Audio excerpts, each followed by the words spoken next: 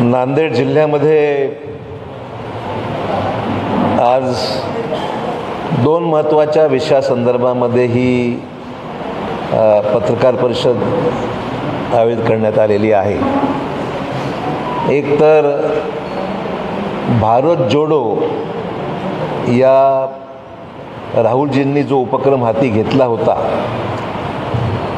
त्या यात्रेचा आज प्रथम वर्धापन दिन आहे। त्यामुळे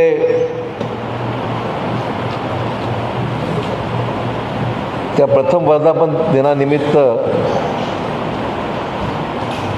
या पत्रकार परिषदेच्या माध्यमातून मला काही गोष्टी अवगत करायच्या आहेत। आणि दुसरी महत्त्वाची बाब म्हणजे वाढत्या महागाई संदर्भातली जी सद्यस्थिती आहे त्या संदर्भामध्ये सुद्धा मला काही मुद्दे आपल्यासमोर मांडायचे आहेत। आपल्याला कल्पना आहे की कन्याकुमारी ते श्रीनगर अशा प्रकारची भारत जोडो यात्रा ही राहुलजींच्या नेतृत्वाखाली निघाली। 136 दिवस ही यात्रा चालली। 12 राज्य या यात्रेने पार केले। 2 केंद्रशासित प्रदेश त्याच्यामध्ये अंतर्भूत होते। 75 जिल्हे त्याच्यामध्ये कव्हर झाले आणि 4080 किलोमीटर्सची यात्रा अशी व्याप्ती ही भारत जोडो यात्रेची राहिलेली आहे। म्हणजे या यात्रेने एक इतिहास घडवलेला आहे। आंतरराष्ट्रीय मीडियाने सुद्धा किंवा राष्ट्रीय मीडिया, जिल्ह्यातील मीडिया, देशातील सर्वच मीडियानी याची दखल घेतलेलीच आहे। पण आंतरराष्ट्रीय मीडियाने सुद्धा याची नोंद घेतलेली आहे। ही यात्रा फक्त काँग्रेस पक्षापुरती किंवा राहुल गांधींच्या पूर्वी मर्यादित नव्हती।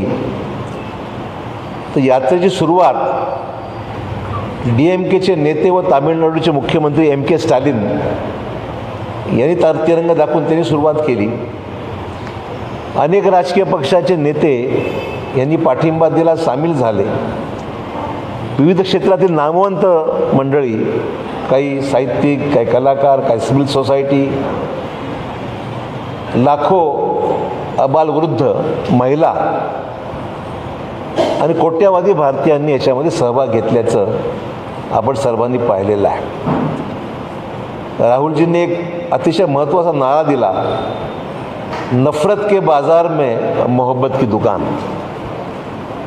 देशामध्ये ज्या पद्धतीने सामाजिक अशांतता निर्माण करण्याचा जो प्रयत्न सुरू आहे त्याच्यावर कठोर प्रहार करण्याचं काम त्या भारत जोडो यात्रेच्या माध्यमातून राहुलजींनी आणि सर्वांनीच मिळून देशामध्ये दाखवून दिलं आहे की ह्याला प्रत्युत्तर हे देशामध्ये सलोखा, प्रेमाची भावना निर्माण करूनच होऊ शकतं।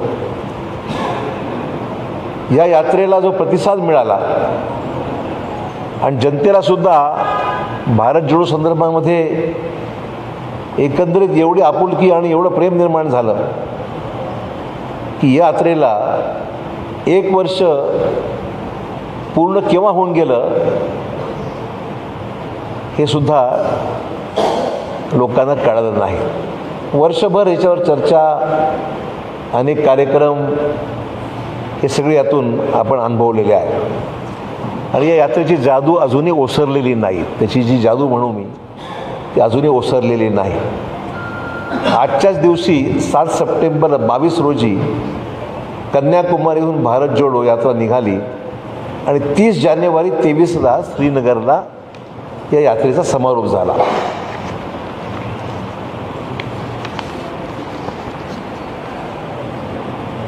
देशभर पदयात्रा करण्यामध्ये आपण पाहिलं की प्रदेशची यात्री होते, प्रदेश काँग्रेसचे होते, भारत यात्री ज्याला म्हणू आपण, भारत यात्रीमध्ये ज्यांनी देशभरातून जे प्रतिनिधी होते भारत यात्री ते सहभागी होते।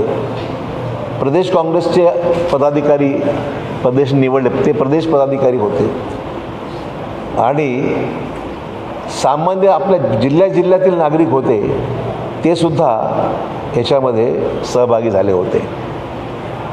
आम्ही त्यावेळेसही केले, आजही त्या सर्वांचं अभिनंदन करतो आणि त्यांना शुभेच्छा देतो की त्यांच्या सर्वांच्या पुढाकारामुळे ही यात्रा अतिशय यशस्वीपणे आपल्याकडे पार पाडली आणि या यात्रेला 1 वर्ष पूर्ण होत आहे. आणि म्हणून याच निमित्ताने आज ही पत्रकार परिषद संपल्याबरोबरच आम्ही नांदेड शहरात महात्मा ज्योतिबा फुले यांच्या पुतळ्यापासून ते कुसुम ऑडिटोरियमपर्यंत प्राथमिक स्वरूपामध्ये एक पदयात्रा आता आम्ही ह्याच्यानंतर घेणार आहोत आणि तिथे मग कुसुम सभागृहामध्ये यात्रेचा समारोप केला जाईल आणि त्याच्याबद्दल ज्या भावना आहेत व्यक्त करणारे सर्व आम्ही सहकार्य करतीलच. आणि त्याचबरोबर नांदेडचे सुपुत्र श्री श्रावण रॅपणवाड यांचाही सत्कार आम्ही त्या ठिकाणी करणार आहोत की जे पूर्णपणे या यात्रेमध्ये श्रीनगरपर्यंत त्याच्यामध्ये सहभागी झाले आणि सहभागी होऊन सुखरूप परत आले. हा महत्त्वाचा विषय आहे. त्यामुळे रॅपणवाड हे पूर्णपणे सहभागी झाले आणि ते पूर्ण चालले यात्रेमध्ये. दुसरा महत्त्वाचा मुद्दा जो मला आज उल्लेख करायचा आहे तो म्हणजे या गेल्या रक्षाबंधन, आता रक्षाबंधन परवाच झालं, या रक्षाबंधनाला गॅसच्या किमती 200 रुपयांनी कमी केल्या संदर्भामध्ये जो जोरात ढोल बडवले जात आहे केंद्र सरकारच्या माध्यमातून. आपल्याला मला मुद्दाम काही गोष्टीची आकडेवारी आपल्यासमोर मला द्यायची आहे. जमलं तुम्हाला एक कॉपीसुद्धा देतो, म्हणजे लिहून घ्यायची का त्रास तुम्हाला तसदी नको म्हणून, पण थोडक्यात माहिती मला द्यायची आहे की 2014मध्ये 400 रुपयाच्या घरात असलेली LPG सिलेंडर 2014मध्ये 400 रुपयाला गॅसचा सिलेंडर होता आणि 2023मध्ये 1200 रुपयापर्यंत तो नेऊन ठेपलेला आहे. मग लोकसभेच्या म्हणजे 400 रुपयावरून 1200 रुपयाला झाला आणि 1200 रुपयामध्ये 200 रुपये कमी केले. हे स्पष्टच आहे. म्हणजे आधी किंमत 400 रुपये होती, 400 आज 1200 केली आणि 1200मध्ये 200 रुपये फक्त त्यांनी ही केवळ धूळफेक करण्यात आलेली आहे. 1 एप्रिल 2016मध्ये नांदेड शहरामध्ये गॅसची किंमत 577 रुपये होती.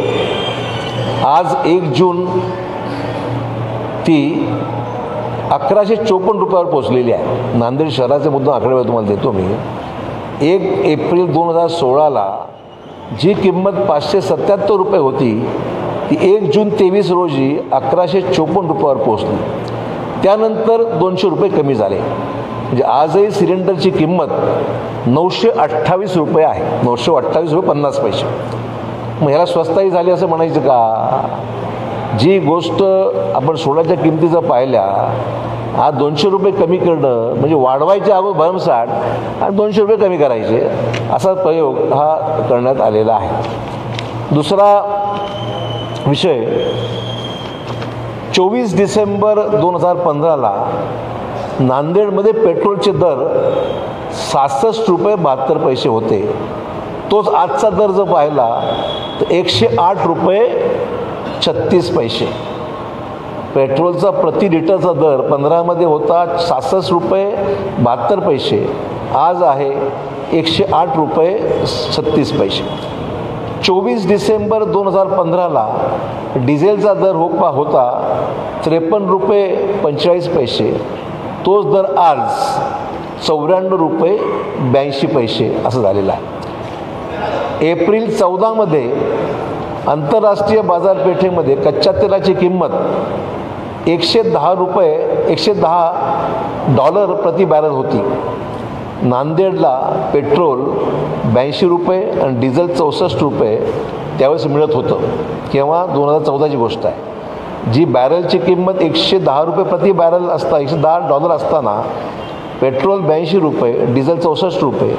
आज कच्च्या तेलाची किंमत 2014पेक्षा स्वस्त, म्हणजे 2014ला जी 89 रुपये प्रति बॅरल आहे, म्हणजे आता कच्च्या तेलाची किंमत 2014पेक्षा स्वस्त, म्हणजे आता ती जी किंमत आहे $89 प्रति बॅरल आहे, पण पेट्रोल आणि डिझेलचे दर 2014पेक्षा महाग आहेत. सांगायचा मुद्दा एवढाच आहे की आंतरराष्ट्रीय बाजारपेठेमध्ये किमती कमी असताना सुद्धा आज पेट्रोल डिझेलची किमती मात्र जास्तच आहेत.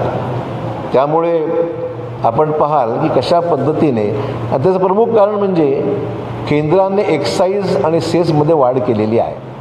केंद्र सरकार टॅक्सेस जे आहेत, एक्साईज आणि सेस, 2014मध्ये भाजपचं केंद्र सरकार आलं तेव्हा पेट्रोल ₹9.48, पेट्रोलवर ₹9.48 दर होता, तर डिझेलवर ₹3.56 एक्साईज ड्युटी होती. आज पेट्रोलवर 9.48 वरून पेट्रोलवर एक्साईज गेली ₹19.90 आणि डिझेलवर 3.56 वरून गेलं आहे ₹15.80. म्हणजे एक्साईज ड्युटीसुद्धा किती वाढली 14 या तुलनेमध्ये, याची ही माहिती आपल्यासमोर देत आहे. म्हणजे भाजप सरकारने मागील 9 वर्षात एक्साईज ड्युटीच्या रूपात सर्वसामान्याच्या खिशातून 32 लाख कोटी रुपये हे काढून घेतलेले आहेत. म्हणजे एक्साईज ड्युटीच्या माध्यमातून आंतरराष्ट्रीय बाजारपेठेतल्या किमतीपेक्षा जास्त 14ची तुलना आजची तुलना जर केली तर साधारण 32 लाख कोटी रुपयाची हा पैसा हा सर्वसामान्याच्या खिशातून हा काढून टाकण्यात आलेला आहे. म्हणजे विशेष म्हणजे सध्या आपल्याला रशियातून आंतरराष्ट्रीय बाजारापेक्षा स्वस्त दरात कच्चं तेल मिळतं. आपण कच्चं तेल जे आणतो ते रशियामधून आणतो, हे आंतरराष्ट्रीय बाजारापेक्षा स्वस्त दरात कच्चं तेल मिळतं. पण ते तेल खाजगी कंपन्यांकडून रिफाईन करून घेतलं जातं आणि परदेशात विकलं जातं. म्हणजे खाजगी कंपन्यांची कमाई ही मोठ्या प्रमाणात होते आहे आणि सर्वसामान्यांचा खिस्सा कापला जात आहे. हे दाखवण्यामागचा उद्देश एवढाच आहे की कशा पद्धतीने सामान्य माणसावर भुर्दंड पडत आहे, हे मला मुद्दाम सांगायचं आहे.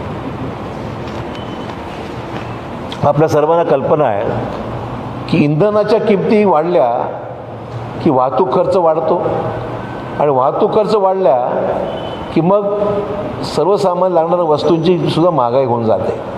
म्हणजे आज आपण जर पाहिलं की महागाईचा आगडोंब जो होणार झालेला आहे, त्याचं प्रमुख कारण हेच आहे की इंधनाच्या किमती वाढल्यामुळे आपण हे सगळं आपल्याला सोसावं लागत आहे. भारत केंद्रीय सांख्यिकी मंत्रालय म्हणजे स्टॅटिस्टिकल डिपार्टमेंट जे आहे, यांच्या आकडेवारीनुसार जुलै 23मध्ये महागाईने 15 महिन्यातील उच्चांक गाठलेला आहे. हे गव्हर्नमेंट ऑफ इंडियाच्या स्टॅटिस्टिकल डिपार्टमेंटची आकडेवारी आहे की जुलै 23मध्ये महागाईने 15 महिन्यातील उच्चांक गाठला. किरकोळ महागाईचा दर 7.44% पोचला. जूनमध्ये हा दर 4.81 होता, तो आता 7.44 झाला. मेमध्ये 4.26 होता, तो जूनमध्ये 4.81 झाला आणि आता झाला आहे तो 7.44. म्हणजे किरकोळ महागाई ज्याला म्हणू त्याच्यामध्ये महागाई अशा पद्धतीने महागाईचा दर याचा उच्चांक गाठण्यात आलेला आहे. म्हणजे किरकोळ महागाईचा दर वाढणे म्हणजे अन्नधान्य, भाजीपाला आणि खाद्यपदार्थाच्या दरात ही वाढ झाल्याचं सूचक आहे. म्हणजे हे गव्हर्नमेंट ऑफ इंडियाने डिक्लेअर केलेले आकडे, त्यांची आकडेवारी आहे. शहरी भागात महागाईचा दर जूनमध्ये 4.96% होता. जुलैमध्ये तो 7.20% गेलेला आहे. म्हणजे शहरातली जी महागाई आहे ही जूनमध्ये 4.96% होता, तो जुलैमध्ये 7.20 या पर्सेंटेजवर गेला आहे. जूनमध्ये अन्नधान्य महागाईचा दर 4.49% होता, जुलैमध्ये तो 11.51% झाला. म्हणजे एका महिन्यात किमतीमध्ये दुप्पट वाढ झालेली आहे. ऑगस्ट 22मध्ये तूर डाळीची सरासरी किंमत 110.66 रुपये होते प्रति किलो. एका वर्षात हे दर 160 रुपयावर गेलेले आहेत.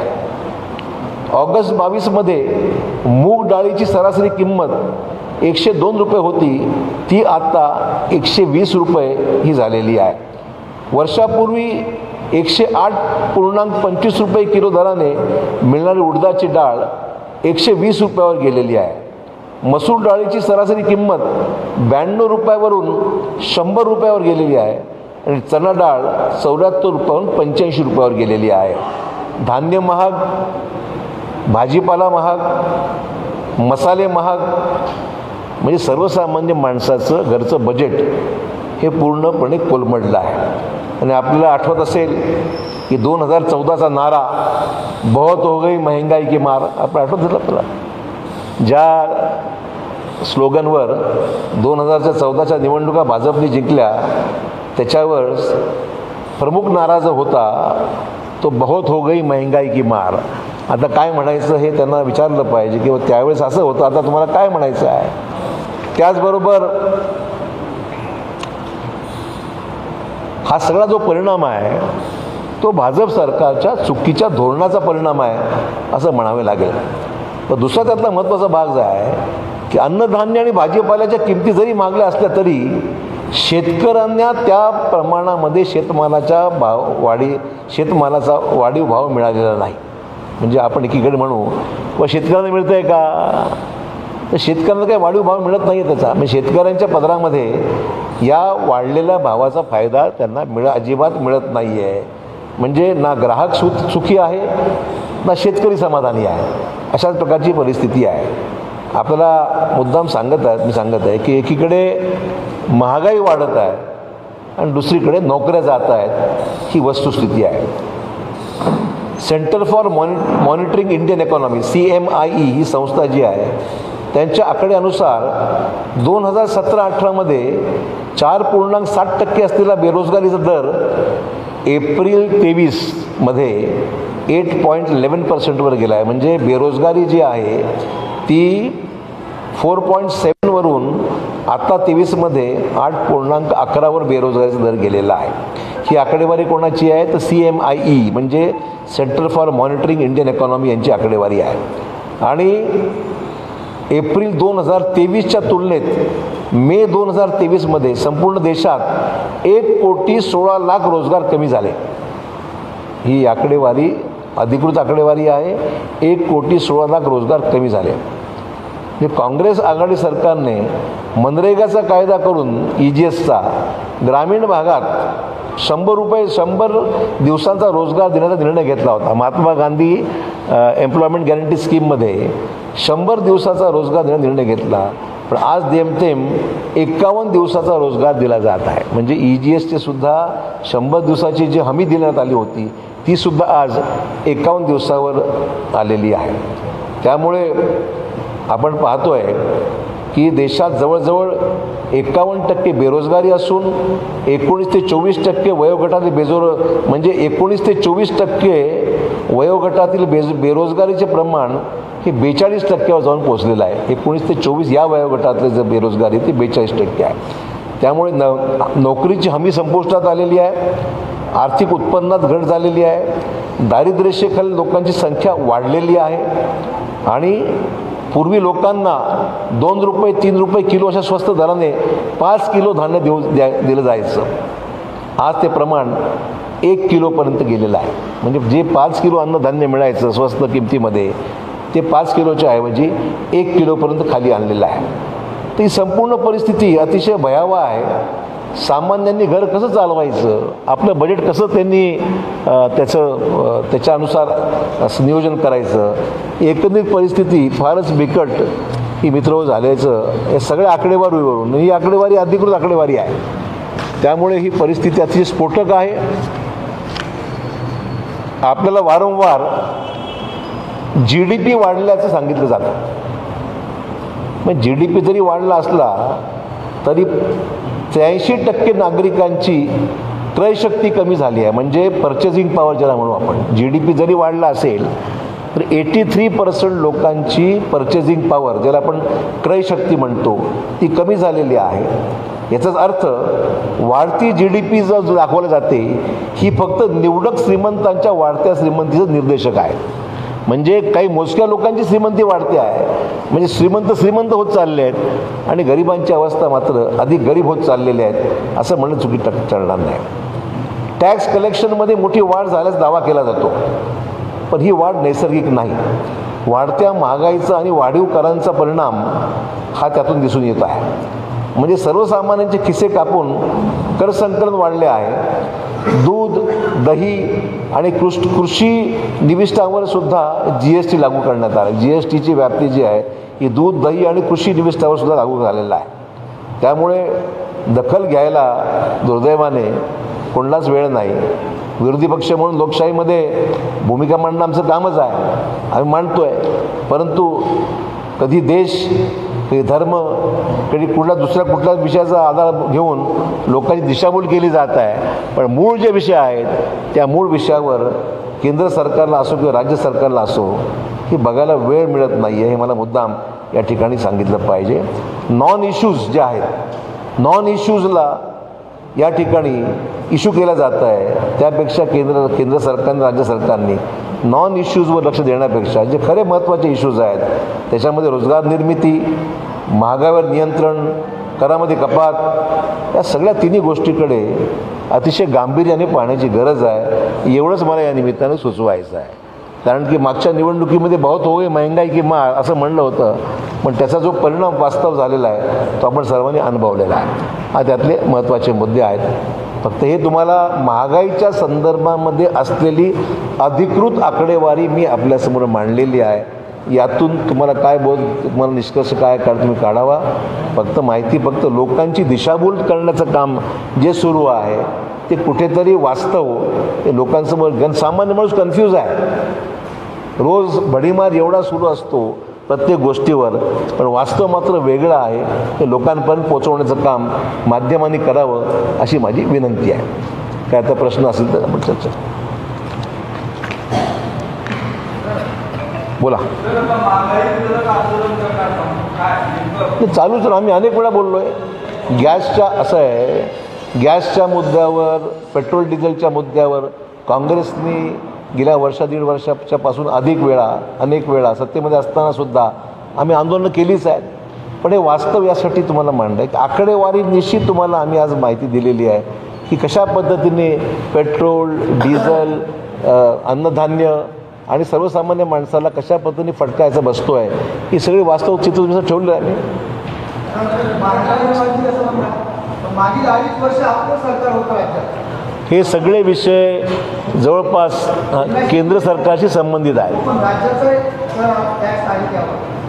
राज्य सरकार किती कमी करू शकतो याला मर्यादा आहे. हा प्रश्न अपेक्षित आहे मला, होता तुमचा. पण मुद्दा एवढाच आहे की राज्य सरकार आधी एक्साईज ड्युटी त्यांनी वाढवायची.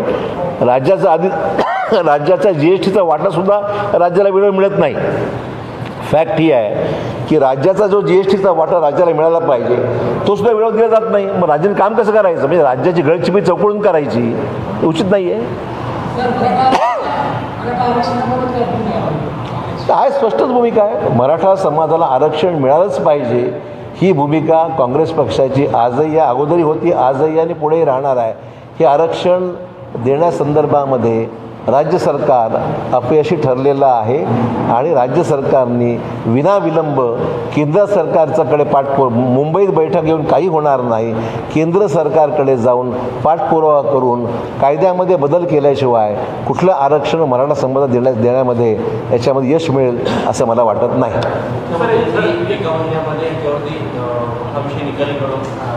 स्वागत आहे ना. आमचं म्हणणं 1 महिना लवकरच करा ना. जरांगे पाटलाने तर 2 दिवसाचाच अल्टिमेटम दिलेला आहे. आमचं म्हणणं एवढंच आहे की जेवढा लवकर होईल त्याचं स्वागत करू ना.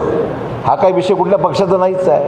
आमचं म्हणणं एवढंच आहे की हे सगळे विषय हे आम्ही ज्यावेळेस घटनादुरुस्ती होत होती राज्याचं, केंद्रामध्ये ज्यावेळेस कॉन्स्टिट्यूशनल अमेंडमेंट वाटतं 127वी घटनादुरुस्ती आहे ती, जे आपलं एक माझ्याकडे आहे माहितीच आहे ती,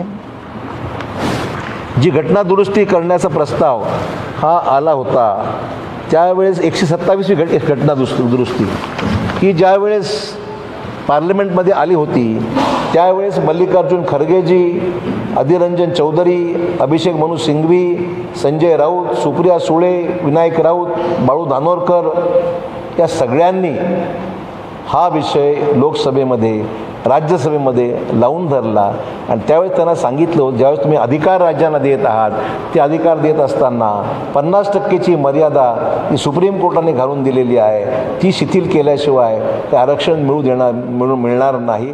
राज्याला नुसते अधिकार देऊन चालणार नाहीत, परंतु राज्याची ही मर्यादा घालून दिली, ती मर्यादा दूर केल्याशिवाय देशातलं फक्त हेच नव्हे तर अन्य समाजाची आरक्षणाची मागण्याशिवाय देशात प्रलंबित आहेत, त्याही मार्गी लागणार नाहीत.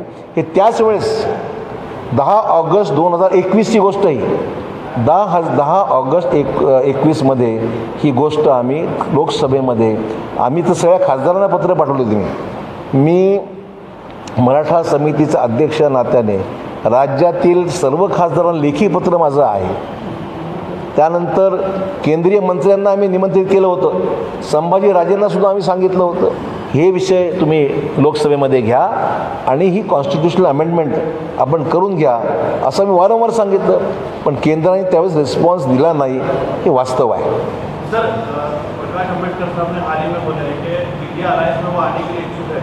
अगर कांग्रेस वाली अलायंस के लोग आदमी बीजेपी को शिकस्त देना चाहते हैं तो उनका साथ देने के लिए तैयार है. तो वंचित अघाड़ी को साथ देने के लिए क्या करेंगे? नहीं, उनके स्टेटमेंट का मैं स्वागत करता हूँ. अगर वो उनसे अभी तो बातचीत तो हुई नहीं है. उनकी इंडिया के जितने अलायंस पार्टनर्स हैं या कांग्रेस पार्टी भी है, उनसे हमारी अभी तक कोई बातचीत ऑफिशियल लेवल पे नहीं हुई है. इनफॉर्मल मुलाकातें बातचीत तो होते रहती है, ऑफिशियल लेवल पे नहीं. जब तक ये प्रोसेस कब ऐसा है, उनकी आने की इच्छा है तो बैठ के बात तो करनी पड़ेगी ना. किसी को बुलाना है, ये कोई ऐसा निमंत्रण नहीं है कि जो ऐसा बुलाए वो आ जाए. इसकी जो पॉलिटिकल डिस्कशन है ये उनसे अभी हुआ नहीं है. हम करने के लिए तैयार है और उनकी सहमति होगी तो डिस्कस करके उसकी जो प्रोसीजर्स हैं इंडिया में शामिल करने के बारे में, एक प्रोसेस है. अगर वो प्रोसेस में सब कुछ ठीक बनता है तो हमारा स्वागत है. हमने कभी मना तो नहीं कि हमारा उनसे इच्छा है. और कांग्रेस पार्टी और मेरी व्यक्तिगत कहूँगा तो मेरी भी व्यक्तिगत इच्छा है कि कांग्रेस के इंडिया के अलायंस में प्रकाश आंबेडकर जी की वंचित बहुजन आघाड़ी को भी शामिल करो, ऐसी मेरी खुद की भी व्यक्तिगत इच्छा है.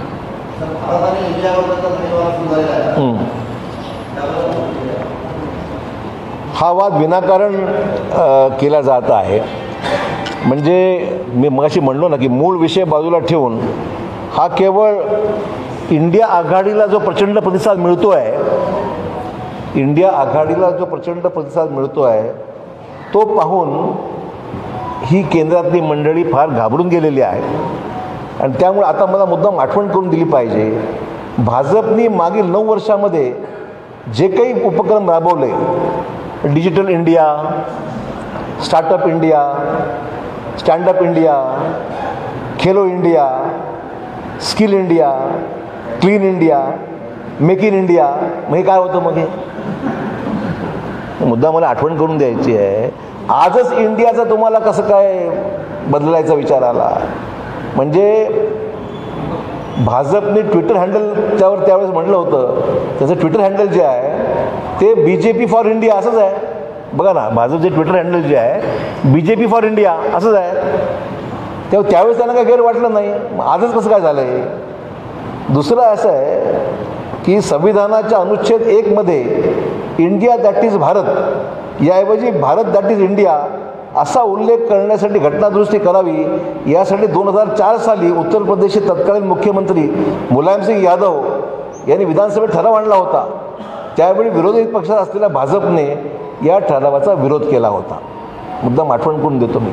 मुलायमसिंग यादवनी कॉन्स्टिट्यूशनमध्ये अनुच्छेद 1 मध्ये असं म्हटलं आहे, इंडिया दॅट इज भारत याऐवजी भारत दॅट इज इंडिया असं म्हणण्यासंदर्भामध्ये घटनादुरुस्ती करावी यासाठी त्यांनी ठराव आणला होता. त्यावेळेस भाजपने या ठरावाला विरोध केला होता. त्यामुळे मला वाटतं की हे सगळे असे विषय आताच कसं makeup, stand up India, sit down India, हे काय झालं, हे काय आहे म्हणजे ते पॉलिटिकल आहे, फार तर अर्थ नाही आला. हे विचारलं पाहिजे मग काय ते. इंडियाच्या नावाने पक्षांची एकजूट होत आहे, दुसरीकडे पक्ष काँग्रेसमध्येच गळतीचा प्रयोग सुरू आहे अनेक ठिकाणी राज्यात, देशात. नांदेडलाही आपला प्रयोग झाला आहे. किरकोळ आहे, फार लक्ष देण्यासारखं फारचा विषय नाही, किरकोळ आहे. हो, ते नांदेडचं म्हणतो मी, नांदेडचंच म्हणतो मी. पण नांदेड सांगतो, पहिलं नांदेड सांगतो मी. किरकोळ आहे, फार दखल घेण्यासारखा विषय नाही फार. सर, आजची जी पदयात्रा आहे हो, ती आगामी निवडणुकीच्या दृष्टीने काँग्रेसनं प्रचाराची बियाणी फोडली असं म्हणता येईल का? तर निश्चितच जन्माष्टमी आहे, गोविंदा आहे, त्यामुळे तुम्ही तसं समजा तुम्ही आमच्या दृष्टीने 1 वर्ष भारत जोडो यात्रेला झालेलं आहे आणि त्या 1 जोडो यात्रेचं सेलिब्रेशन आहे की त्या नांदेडमध्ये सगळ्यात जास्त कालावधी महाराष्ट्रामधल्या भारत जोडो यात्रेचा सगळ्यात जास्त कालावधी नांदेडमध्ये झालेला आहे. त्यामुळे ती एक आठवण आम्हा सर्वांच्या मनामध्ये ताजी आहे आणि मला सांगायला अभिमान आहे की देशामध्ये ज्या ज्या राज्यामध्ये भारत जोडो यात्रा आली त्या सगळ्यात जास्त चांगलं नियोजन हे कुठे झालं असेल तर नांदेड जिल्ह्यात झालं आहे. ते मला मुद्दाम आवर्जून हा उल्लेख त्यावेळेस त्यांनी केला, राहुल गांधींनी केला, काँग्रेस श्रेष्ठींनी केलेला आहे आणि ते दखल राष्ट्रीय पातळीवर निश्चित झालेली आहे. 17 सप्टेंबरला मराठवाडा मुक्ती संग्राम साजरा होते आणि 1 वर्षापूर्वी जे स्मारक आहे त्याची डायग्नोसिस वगैरे निधी मंजूर केलेला होता. अद्यापर्यंत तिथची एक गाडीसुद्धा हल्ली गेली आणि 17 तारीख आली. शासन बदलल्यानंतर विद्यमान त्यावेळेस सुभाष देसाईंच्या अध्यक्षतेखाली एक विभागीय समिती होती. त्या समिती मी पण होतो. मराठवाड्यातल्या 8ही जिल्ह्यातले पालकमंत्री त्याच्यामध्ये होते. अनेक कार्यक्रम सुचवले होते. ते कार्यक्रमही त्यांनी केलं. वर्षभर एकही शासकीय उपक्रम हा झाला नाही. जाता जाता काहीतरी केलं हे दाखवण्यासाठी 17 सप्टेंबरचा कार्यक्रम आहे. ठीक आहे, देर आहे दुरुस्त आहे, मी तर म्हणेन, माझा काही त्याला विरोध नाही आहे. शेवटी मराठवाड्याची अस्मिता, मराठवाडा विनाशर्त महाराष्ट्रामध्ये सामील झाला हा क्षण आम्हा सर्वांसाठी अमृत महोत्सव वर्ष आहे, हा महत्त्वाचाच आहे. त्यामुळे आमच्या सर्वांसाठी हा विषय अतिशय महत्त्वाचा जिव्हाळ्याचा आहे. परंतु मराठवाड्यासाठी काय मिळालं या वर्षभरामध्ये? आमच्याकडून आता सूचना मागवल्या आहेत, आम्ही सुचवलं आहे. नांदेडमध्ये कृषी महाविद्यालय तुम्ही उपलब्ध करून द्या. नांदेड लातूर रेल्वेचा तुम्ही हा ट्रॅक तिथे मंजूर करून द्या, पैसे उपलब्ध करून द्या. अशी मी जवळपास 7-8 मुद्दे, त्याची वेगळ्याने तुम्हाला प्रेस नोट मी इश्यू करेन, जवळपास 7-8 महत्त्वाचे मुद्दे आमचं काहीतरी द्या. नुसते फटाके वाज जल्लोष करण्यामध्ये, नाच गाण्यामध्ये वेळ घालू नका. त्यापेक्षा सांस्कृतिक जरूर करा, तक्रार माझी नाही आहे, पण मराठवाड्याच्या 8ही जिल्ह्यामध्ये काहीतरी भरीव काम मराठवाडा विनाअट महाराष्ट्रामध्ये सामील झाला. त्या मराठवाड्याची उपेक्षा होऊ नये ही आमची अपेक्षा आहे. आणि म्हणून केंद्र सरकार असो, राज्य सरकार असो, एवढं प्रचंड प्रमाणामध्ये पैसे आपण खर्च करत आहात, काहीतरी मराठवाड्यात मिळावं, आमची अपेक्षा एवढीच आहे. भरपूर काम आहेत मराठवाड्यामध्ये. कॅन्सर हॉस्पिटलची आमची मागणी आहे, कृषी महाविद्यालयाची आमची मागणी आहे, रेल्वे ट्रॅकची आमची मागणी आहे, समृद्धी महामार्गासाठी पैसे उपलब्ध करून ते लवकर झालं पाहिजे. 7-8 मागण्या मी स्वतः मुख्यमंत्र्यांना पत्र लिहून पाठवलेल्या आहेत, मुख्य सचिवांना दिलेल्या आहेत. 16 तारखेला काय मिळतं बघूया. काँग्रेसकडूनही कार्यक्रम घेण्यात येणार होते. काय काँग्रेसकडून नाही घेतलं ना मी. काँग्रेसकडून अनेक भागामध्ये कार्यक्रम झाले, पण त्या जिल्ह्यामध्ये शेवटी असं आहे, कुठल्याही कार्यक्रमाला राजाश्वास आम्ही तर घेतलेच आहे, अनेक ठिकाणी घेतले कार्यक्रम. आता असं आहे, शासकीय कार्यक्रमाचं जे वेगळं महत्त्व आहे. शासन म्हणजे फक्त एकच पक्षाचा विषय नाही आहे. बैठकासुद्धा एकाच पक्षाचे लोक त्यात इन्व्हॉल्व करतात. कोणाला इन्व्हॉल्व केलं शासनाने सांगा की जे काही समिती झाली त्याही समिती फक्त विशिष्ट लोकांचे लोक होते, इतर लोक नव्हते का इतर पक्षाचे? मुद्दा असा आहे की इतर पक्षाला कुठले सामावून घ्यायचं हा विषय कुठला एका पक्षाचा हा विषय नव्हता. हा महत्त्वाचा विषय आहे, परंतु टाळण्यात आलेला आहे. आपल्या भागात नागरिक शहरात रस्त्याला निधी आहे, परंतु आजचे रस्ते अपुरेच आहेत. तर त्या संदर्भात आपण काय म्हणतो? आमचं कामं झाली पाहिजेत म्हणणार. हो तेच म्हणतो ना. म्हणजे पूर्वी स्पर्धा व्हायची, आमच्या काळात जास्त का तुमच्या काळात जास्त. आता स्पर्धा उलटी झाली आहे. तुम्ही आणलं, आम्ही थांबवलं. असं आहे, आमच्या काळात जी कामं आणली, आमची अपेक्षा होती की कामावर स्पर्धा झाली पाहिजे. तुमच्या काळात एवढी कामं केली, आम्ही तुमच्या दुप्पट कामं झाली. त्यांनी सांगावं, विद्यमान सरकारच्या प्रती सांगावं की ते आणल्यानंतर नांदेड जिल्ह्याला काय मिळालं. झाली पाहिजे ना. हे कोणी करायची माग जी काही कामं झाली ती मागच्या काळातलीच कामं झाली. म्हणजे आता कुठं काम आहे? हो, मग पैसे दिले नाही ना पुढे. मराठवाड्यासाठी पैसेच मिळाले नाहीत, काय करणार? संविधानामध्ये अशी कलम आहे, नियम आहे की एखादं निवडून येणारं पद 6 महिन्यापेक्षा जास्त रिक्त घेता येईल. तसं आपल्या महाराष्ट्रात पाहायला गेलं तर बिलोलीचे सगळ्यात मोठा प्रकार आहे, 3.5 वर्षात तिथे निवडणूक नाही. हो. आणि जवळजवळ कुठलं? बिलोलीमध्ये मोठा प्रकार आहे. कशी निवडणूक? कशी निवडणूक? नगरपालिकेची हां. नगरसेवक नाही. आज आपल्या नांदेडमध्ये 1 वर्ष झालं नगरसेवकाची निवडणूक नाही, जिल्हा परिषदेची निवडणूक नाही. हे असं असताना एक प्रकारे हुकुमशाहीकडे जात आहोत असं पक्षाला वाटून पक्ष फक्त निर्णय घेत नाही का या निवडणुकीच्या वर्षी? नाही, घटना दुरुस्तीप्रमाणे 6 महिन्याच्या आत तुम्हाला निवडणूक घेतली पाहिजे. या सरकारकडून न्यायालयीन प्रकरणंसुद्धा जरी असलं तरीसुद्धा या निवडणुका घेण्यासंदर्भात कुठलेही ठोस पाऊल उचलल्या जात नाही आहे. सोयीचं आहे, त्यांना भीती वाटते की या निवडणुकीचा पराभव झाला त्याचे परिणाम जे आहेत ते लोकसभा विधानसभेवर होतील आणि म्हणून करायचं नाही, अशीच भूमिका आहे. मग या बाबतीत काँग्रेस एक देश पातळीवरचा पक्ष आहे, त्यांनी या भूमिकेवर काय अनेक वेळा बोललोच, जाहीरपणे बोललो त्याच्यामध्ये. अनेक वेळा जाहीर आता सध्या प्रशासक राज्य आहे. सध्या मुंबई महापालिकेच्या मोठी महापालिका, पुणे, पिंपरी चिंचवड, नाशिक, नांदेड सगळे प्रशासक राज्याचं आहे, सगळे सुरू आहे. असं वाटत नाही हुकुमशाही असं वैचारिक बांधकाम वाटत नाही का आपण हुकुमशाहीमध्ये जगत आहोत? तुम्हाला काय लिहायचं लिहा ना तुम्ही आता.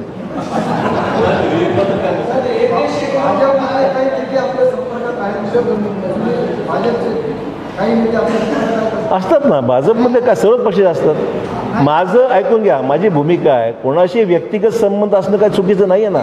आमचं खूप माझं आहे बाकीच्यांचं काय आहे मला माहीत नाही, पण माझे सर्व पक्षाच्या पलीकडे सुद्धा इतर पक्षातल्या लोकांशी चांगले संबंध आहेत, असावेत. हीच लोकशाही, खरी लोकशाही हीच आहे ना. त्याला काय आहे त्याच्यामध्ये? काय म्हणताय? मुखेड विधानसभा मतदारसंघाची उमेदवारी आहे अशी चर्चा आहे. भाजपचे काही उमेदवार काँग्रेसच्या संपर्कात आहे. तिथपर्यंत पोचलो नाही आम्ही अजून, म्हणजे तशी काही माहिती आमच्याकडे आलेली नाही आहे. हां,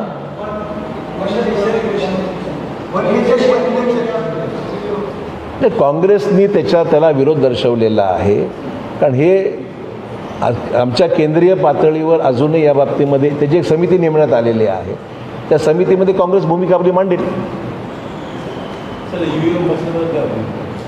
EVM मध्ये विरोध आहे आमचा. EVM मशीनच्या ऐवजी बॅलेट पेपरवर आमची जाहीर भूमिकाच आहे. तर मे महिन्यामध्ये झालेल्या गारपिटीनंतर आपल्या जुलै महिन्यात देखील मोठ्या प्रमाणात आर्थिक भेटी झाली. पूरग्रस्तांना देण्यात येणाऱ्या अनुग्रहांना 9.5 कोटी रुपयाची तरतूद शासनाने वाटप झालं फक्त 5. अद्यापही शेतकरी असं आहे की अतिवृष्टी, गारपीट याचे पैसे मिळालेले नाहीत. पीक विम्याचे पैसे ज्या प्रमाणात मिळाले तेही मिळालेले नाहीत. कोंडलवाडीसारख्या सोसायटीचे सुद्धा जे शेतकऱ्यांची 2 कोटी रुपयाचं कर्ज होतं ते आता व्याजासहित 10 कोटीवर गेलेलं आहे. सभागृहात आश्वासन देऊन सुद्धा ते पाळलं जात नाही आहे.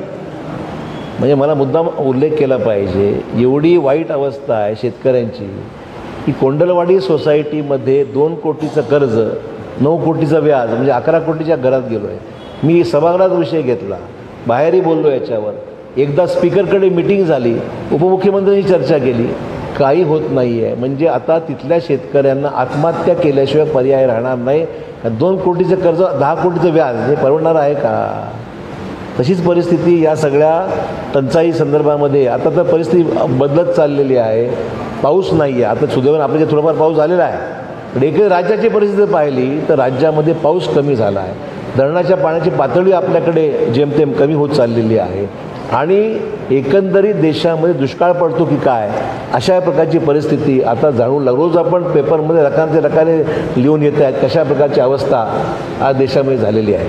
त्यामुळे सरकारचं लक्ष नाही आहे, सरकारला गांभीर्य या सगळ्या विषयाचं अजिबात नाही. ठीक आहे, धन्यवाद, नमस्कार.